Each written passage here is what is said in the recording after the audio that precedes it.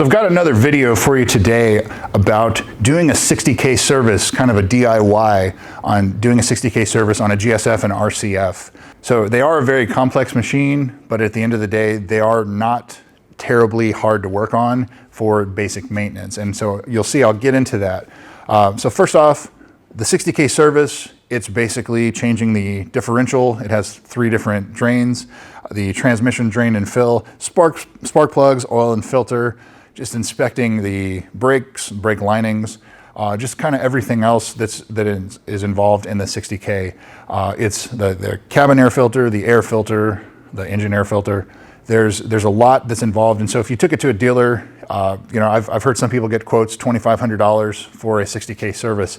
There is quite a bit involved, but you can do it in an afternoon or the better part of a day if you've never done this before. The hardest part on these cars for a 60K service is probably changing the spark plugs.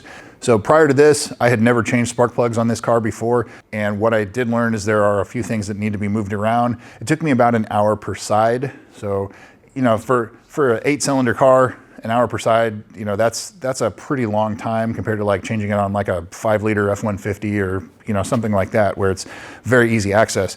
This basically is involving moving brackets around, removing the battery to gain access to things, but it's not hard, so don't be intimidated by it. So let's jump into it and let's see how things go. So I will leave a complete list of this down below, but first off, it's just a general check of like brake lines, ball joints, steering linkage, belts, things like that. So we're going to go ahead and do that first. Look at the brake linings, the brake pads, the tire condition, and so on. I do know that this car is going to need brakes, so we'll probably address that in this video very briefly. You can look at the shocks, make sure there's nothing leaking. You can look at the ball joints. If you have a pry bar, you may want to just kind of pry underneath and just make sure things aren't loose. This car having only about 52,000 miles or so, I wouldn't expect that to be an issue. It's had a pretty easy life. There are the lower control arm bushings that are prone to leaking, cracking, and failing. And they don't look failed here, but guess what? They are causing inner tire wear, which I'll get into here in a little bit. Lower ball joints look all right. Tie rod ends, sway bar links, everything looks pretty good. So we'll cross that off our list. Still have a lot to check for the 60K, and this 60K is right off of the Lexus website as far as what they perform. So valve clearance, you're just pretty much checking for noise. It doesn't say inspect the clearance. I don't think valves are even adjustable on this anyway. They've got hydraulic lifters. So we looked at brakes, we're going to replace those. Axle shaft boots. Gonna get into the transmission here shortly. Look at the body and chassis, just kind of overall take a good look at things, hold on to things, move it around, grab things, make sure nothing's loose. So we're going to do, of course, oil change, spark plugs. I like AMSOIL 5W30 full synthetic OEM oil filter for the 2UR GSE, and there's the part number. I'll leave a list in the video description of everything that I'm using here as well. Toyota ATF World Standard, that's the red fluid, and the AMSOIL Severe Gear 75W90. I believe it officially calls for 75W85 for the rear diff. We're going to do cabin air filter, need a transfer pump, and so we're just going to go check everything over now. This car does have an aftermarket Novell exhaust on it, but if you do have the factory one, just kind of look at the welds, make sure nothing's broken, see that you don't see any black carbon nearby, which would indicate a leak. Look at the differential pinion seal, which is right there. Make sure that it's dry, there's nothing coming out of it, as well as the axles on both sides and around the axles. So the boots, make sure they're not torn, make sure the axle seals are good, look at all the bushings, just kind of get a general idea that everything's good. So onto the tires. I went ahead and removed them for the purposes of I'm going to do a brake job. But look at the date, 16th week of 2023. So this video was made in July of 2024. So a little over a year old. This is the left front tire, Michelin Pilot Super Sport. And there is a little bit of wear on them. Not showing any real signs of dry rot, but it came from Southern California, kind of a dry environment. That's the 19th week of 2021 for the right front.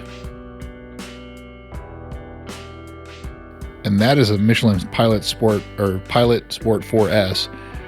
You can see it's seen a little spirited driving, I suppose.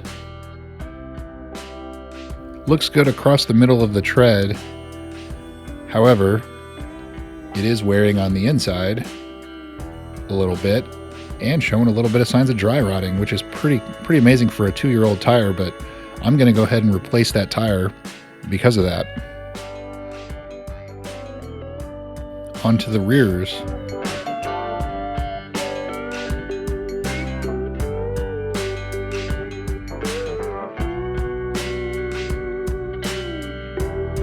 So the rear is kind of in the same boat as that right front, where you see a little bit of dry rot. Look at that for 2 years old, 2.5, 3 years old. So that one's on 2021 as well. Yeah, that, I guess I'll be replacing rear tires pretty soon.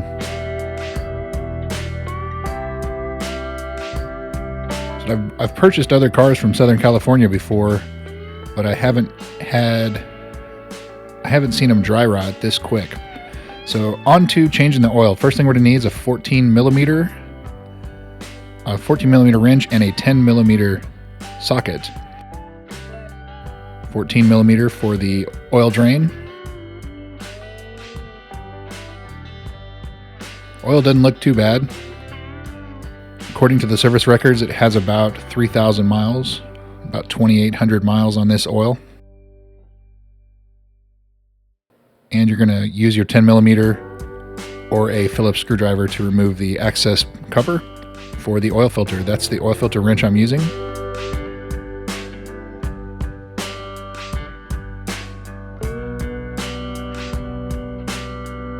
Let it drain, replace the O-ring that comes in the kit. Right there. And of course the filter.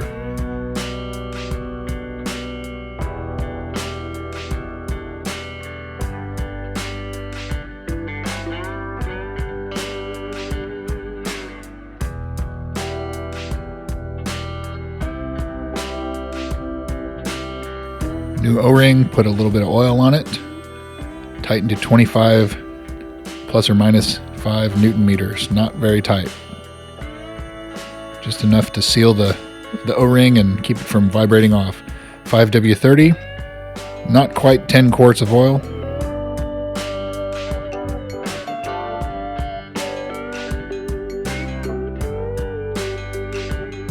And another thing to inspect is the belts and hoses.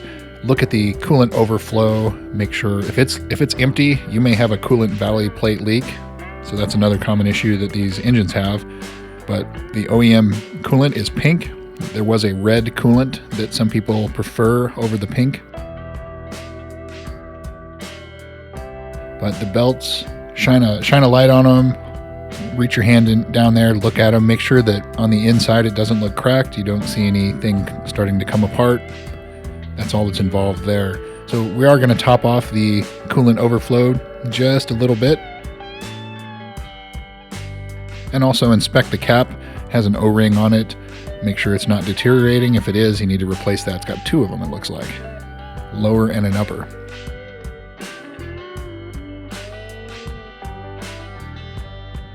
So we did the oil change. Checked the engine coolant, the drive belts. Looked at the fuel tank straps, the vent hoses. We've got a few other things still to do. So I have a spare TVD differential. Yes, I know these are like $36,000 new. I bought this off of a wrecked car, so I had a spare because these are very, very hard to find. But there is the drain and the fill for the left side TVD unit, torque vectoring differential unit, and the fill and drain on the right side. As far as filling and draining the differential, there's the drain on the left side. I'm sorry, on the right side. And the fill is on the left side, right there. So I'm showing that to you now before we actually do it. There's the differential in the car, and it calls for 1.43 quarts for gear oil and 0.74 quarts or 0.7 liters for each torque transfer module on each side of the TVD diff. It says only use genuine Toyota ATF world standard fluid for that. That's the red. So you're going to need a 10 millimeter hex or Allen key. Crack the top one open just a little bit so you can get some air behind it. I like to open it just a little bit, and then once it starts pouring out on the bottom, open it the rest of the way. That way it doesn't come shooting out completely. So all you got to do is just open them, let them drain, replace the little crush washers as part of this. And you will need a fluid transfer pump.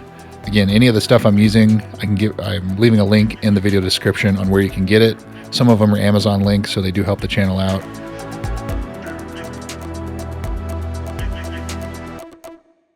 So you just fill it until it starts to come out, just like basically like a differential. Once it comes out, let the overflow finish coming out. Put the fill back on, wipe everything off, and you're done. And when you do drain these TVD units, check the magnet on the bottom, because the fluid, although it looks brand new on these, see it's bright red, there were some magnetic particles on the bottom. You can see right here. So the left one is the fill, the right one is the drain. So you can see there was some on there. So it's still worth changing, even though there wasn't a whole lot of wear to the fluid.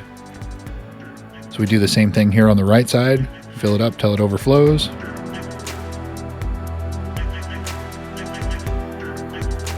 And it comes out pretty close to 3/4 of a quart or 0.7 liters.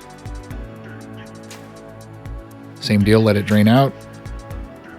Wipe everything off. Close it up. On to the differential.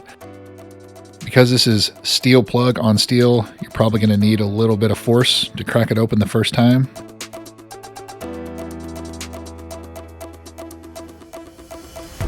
And if you want, I didn't do it, but if you want, go on the other side and open the fill port just a little bit to get some air behind it. You can see how it's kind of glugging out.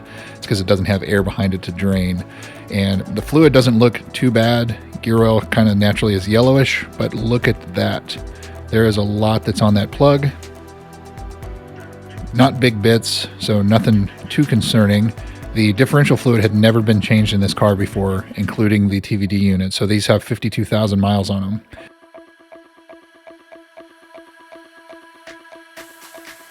So at first I tried to fill the TVD, or tried to fill the gear oil with the squeeze packets, and that didn't work. So I just put a hose and then just squeezed it up through the hose to get it loaded in. Same deal, fill it up until it starts coming out, let it drain out, close it up. And there's Lulu. You'll see her in several of my videos. So onto the transmission. So this is a drain and fill, not a complete fluid replacement. And most people recommend doing this every 30,000 miles. So there's two plugs. There's the drain, and then that's a check valve. So once you change the fluid, that makes sure it's not overfilled. And so we'll explain that here in a little bit, but go ahead and drain it out of this plug here. So some of the other videos out there say to measure how much comes out, but that's not very important because you're always going to be able to drain out anything that's overfilled. So you can see this fluid here has about 20,000 miles on it. Brand new is bright red, so it's already got some dirty, it's not filthy, but it's not going to hurt to change it at this point. Next, you're going to need a 24 millimeter for the side of the transmission. And the easy way to spot this plug is it says WS on it, which is for world standard.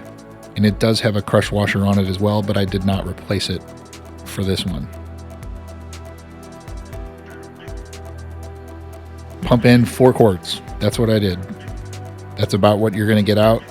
But don't worry about if you overfill it, because you will drain out any excess, which I'll explain again here shortly.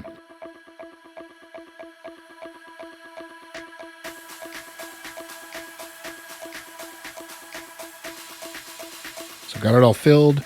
You're going to need a 5mm hex, and you also need a computer that can read your OBD2 that will display a transmission temperature. So what you have to do, start the car up, wait until the temperature is at least 110 degrees Fahrenheit. It needs to be between 110 and 130 degrees Fahrenheit. So I'll put that in Celsius on the screen. So you can see this is a fancy scanner from Autel. You don't need something like this. I have this for working on other vehicles and getting deeper into diagnosis. But we're just going to sit here and let the car warm up. Don't put it in any gear yet. Just kind of let it sit there for right now. It needs to warm up. Once it gets close to where it needs to be, then you start shifting through the gears. Just leaving it. Leave your foot on the brake. Put it in park, put it in reverse, put it in neutral, drive. Just kind of go back and forth a few seconds each as it's starting to warm up here. And all it's doing is just circulating the fluid around in the torque converter. That's all it's doing. All the pumps, the solenoids, everything else, just making sure fluid is circulated. But it's warm fluid. It's not hot. It's not operating temperature. It's getting everything circulated.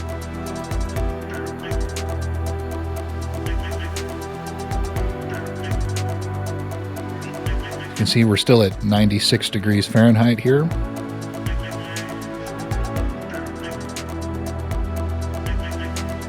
And again, you can wait to do this until it gets a little warmer if you'd like.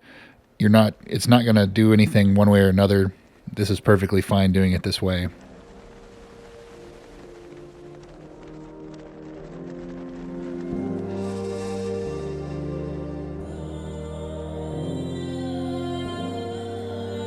Okay, so you can see we're almost at 110 degrees. That's kind of the magic number. So we can go ahead and get out of the car, which we are.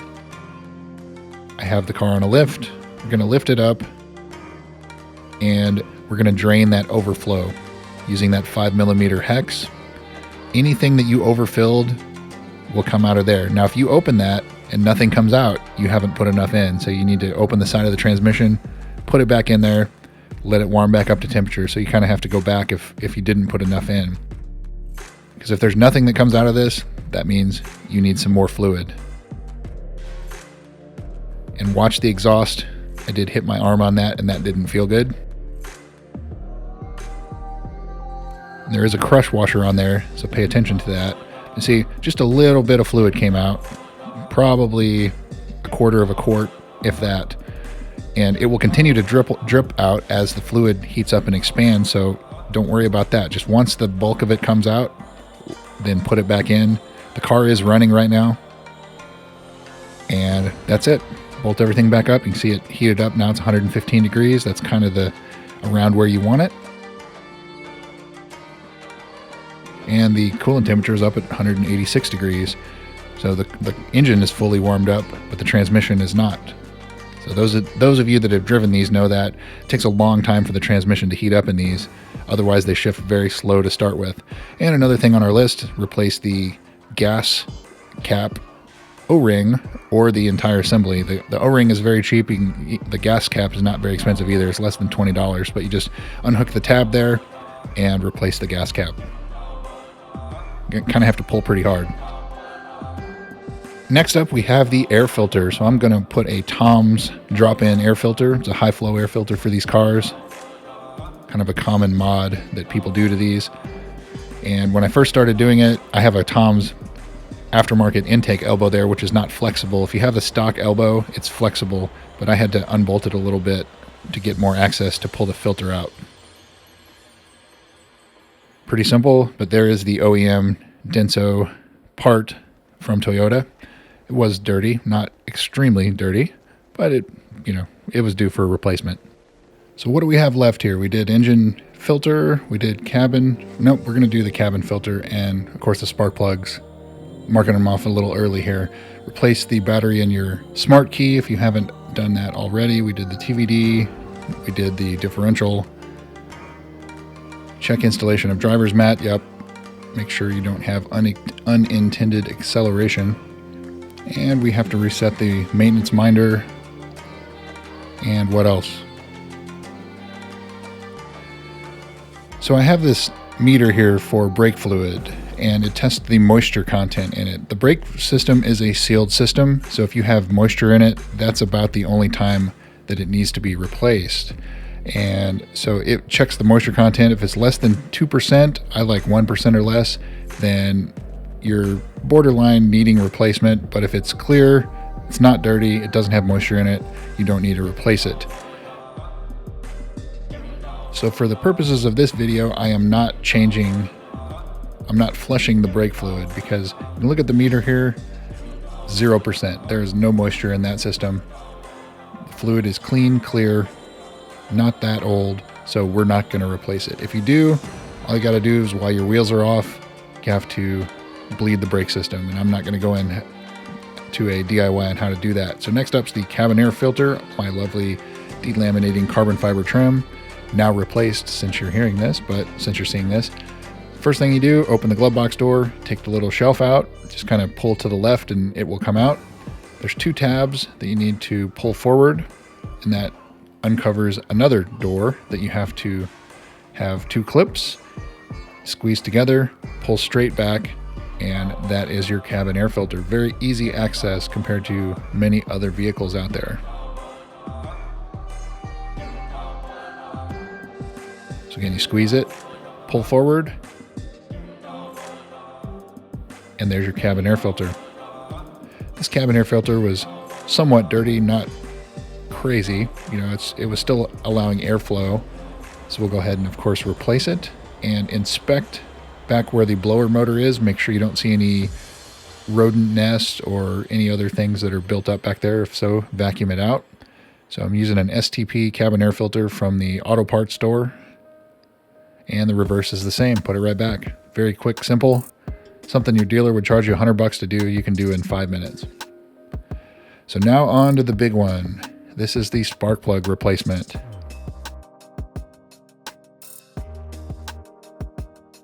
So the first time doing this, it took me about an hour each side. The hardest part on the US passenger side, so the right side of the car, is you have to remove the battery. The rest of it's very self-explanatory. You're gonna need a multitude of extensions, wobblies, things like that. There's the FK20 HBR J8 OEM Iridium plugs, 8 of them, not inexpensive, but you can get them online. I do have a spark plug tester that I like to test out, just because I have had bad spark plugs brand new right out of the box. You can see these are good. I tested every single one, make sure they're good. Link is in the video description. So first up, we need to see where they are. You can see the coil packs. There's a 10mm bolt and a clip on each one. You have to squeeze the clip pretty hard on each of these to get them to release. And so I like to release them before I take the coil off of the plug. This is on the US driver's side, and it's a little tighter on this side, but it's not really that difficult. And I'm going to go over what's needing to be done in order to gain access. On the passenger side, the right side, there's the 2 back ones, and on the driver's side, it's the 2 front ones that are the hard to get to. So first thing, disconnect the battery, remove it, and then that will gain you access. There are brackets by the shock tower and a fuse box that you're going to have to unplug. Not unplug, but you have to unbolt so you can move them around to gain access. You can see 10mm bolt right there and right there. And then this bracket as well. So you pull the battery box out of the way, including the tray that it's sitting on. And then here is what you see. So you need to release the clip, pull really hard, push really hard on that tab and pull it out. 10mm bolt, and that will gain you access. A lot of room to gain access to the spark plug there. So go ahead and remove it, inspect it, and replace it. It's not a bad idea too, before you remove the spark plug, to blow each hole out with some compressed air, just because there may be some dirt and debris that's in there and you don't want that falling into the cylinder.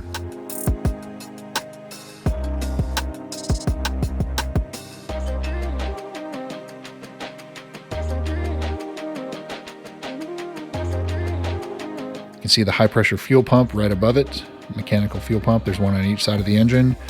Good time to inspect those and make sure nothing is leaking. They have an oil seal around them as well. So the second one, this is the most difficult, and you can see there's the second one, there's the third one, there's the fourth one. So the second one, you have all these brackets and the shock tower in the way. As I said earlier, you're going to have to unbolt the fuse box to gain access to it, and all it's doing is just giving you a little room to remove it for the second and the third spark plugs. The fourth one, you have easy access, so I didn't even film that. Very simple to do. So on the driver's side, the left side of the engine, you're going to have to move the wiring harness out of the way. It just sits on a bracket. You're going to have to loosen the air conditioning bracket, the air conditioning line, and then there's the other fuse box. You can see it looks like there's some dried ethanol or something on that passenger fuel or the driver's side fuel pump. So I went ahead and removed all of them to show you that that's all that needs to be done. You have easy access to it with your various lengths of extensions. So there, if you want a more in-depth on a DIY on how to replace the plugs on these, what I would do is there's several YouTube videos on how to do it. I think they're on RCFs, not GS-Fs, but it's the same process involved. But basically on the passenger side, it's remove the battery, loosen those brackets. And on the driver's side, it's loosen the brackets and move the wiring harness out of the way and the AC line bracket. That's it. Everything else, very straightforward. Just take your time. Don't break the connectors because you're going to have a headache otherwise. But you can see I used a wobbly, several extensions. I used an elbow. You kind of have to be creative with this. So you need a wide array. And so here's the old plugs. These have, again, 52,000 miles on them. Pay attention to if you see oil on them like these. So you may end up having a valve cover gasket needing replacement soon. And that may be the case here.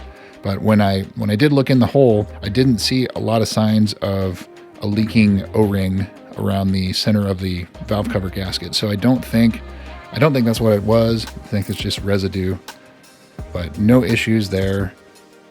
Again, it's a pretty easy DIY. You just have to take your time. I'm not going to get into super deep depths on how to do it. I did test the old spark plugs just to compare them.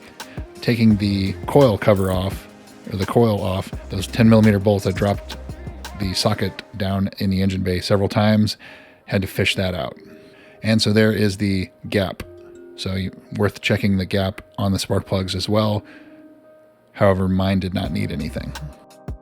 And finally, I know this wasn't part of the 60K service, but you saw that it needed brake pads and rotors. So here we are, Power Stop Z26 pads. You can get them on RockAuto for about $50 per axle, so about $100.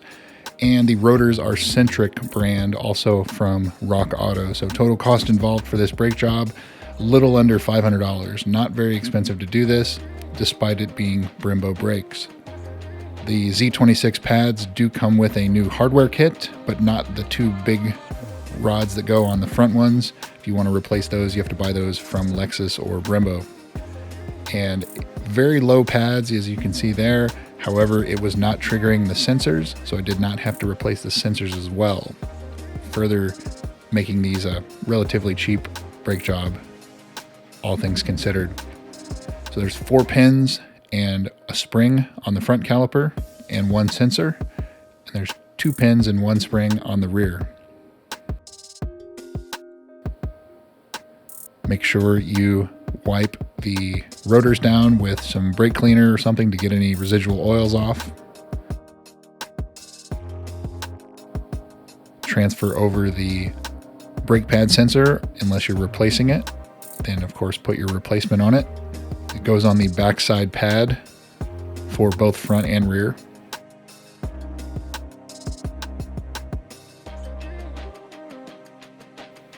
And for those of you that have never had Z26 pads before, they're about 90% as good as the OEM Brembos.